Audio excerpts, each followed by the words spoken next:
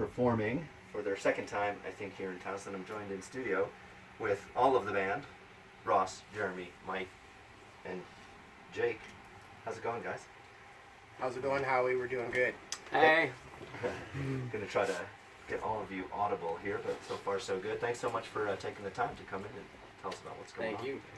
Yeah, glad to be here. So, you've been here before. Was it last summer that you guys played here? Yes. In August sometime. Nice. And how long have you guys been kind of doing what you're doing as a band? It's hard to say. One thing, because when you start a project like this, there's a lot of pre-planning, I guess you could say, that goes into it. So, I mean, we've been writing a lot of this stuff for years. I mean, I would say at least about 3 or 4 years. As a group? As me and Ross actually as the bassist, and then we slowly picked apart different musicians until we found people that would really work for it. But as far as like a real production, as a band that's really been playing shows, I would say since last January. Nice. So like in a year and 4 months. Yeah, all right. Well, that's good and fresh, and I'm sure it's pretty exciting still for you guys. And from Denver, right? You guys are all based in Denver? Yeah, absolutely. We're from Denver. Met in Denver? Yep. Or, yeah. Nice. Born and raised? No. Some of us. So. Some, not all. A little scattered. Cool. All right. And The Wandering Woods, you referenced that it has kind of an interesting story, and I'm a little curious where that name might have Well, we love to read, and some of our favorite stories are fantasy, like, the Game of Thrones and Lord of the Rings, and it's a reference to the Ents from Fangorn Forest from the Two Towers, so. Got it. Not the reader I am, so I guess that's why I wouldn't have gotten it. Literally woods who wander. That makes a lot of sense. Cool. So let's see. You're a 4-piece bass. What's your instrumentation? We have guitar, percussion, drums, and bass. Nice. And I don't know. I've had a hard time kind of pinpointing the sound. How do you guys like to describe the sound? Jazz fusion jam band. Jazz fusion jam band. That pretty much covers it in a very broad kind of way. If we like it, we play it. Nice. And it's all originals that you're gonna play?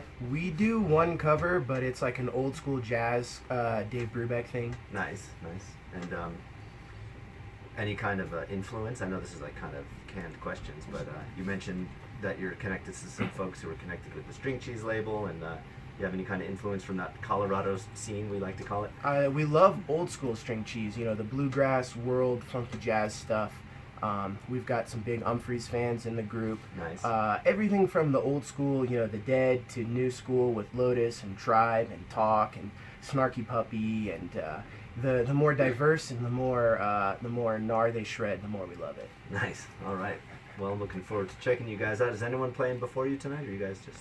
I think there's an open night, It's an right? open mic. Yeah, a little open mic. Oh, that's right. John Pepe's over there hosting that right now. You guys all set up? Did you sound check already? No, not yet.